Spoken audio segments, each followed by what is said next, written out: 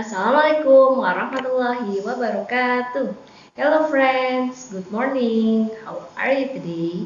I hope you are fine. Before we study, let's say basmalah. Bismillahirrahmanirrahim.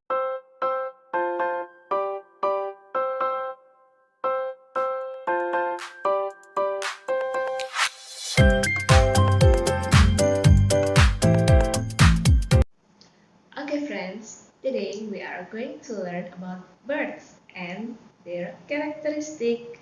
Let's check it out. Animal groups, birds. Look at the picture.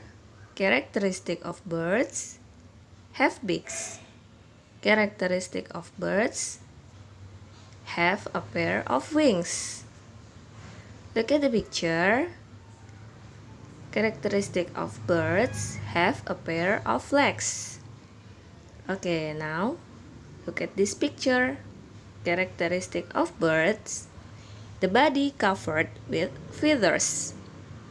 How do the birds reproduce?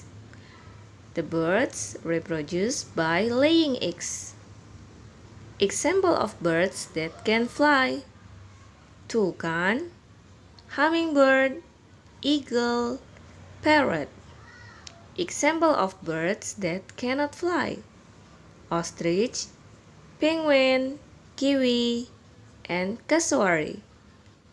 Write the exercise and the answer on your notebook. Take picture, then send to your teacher.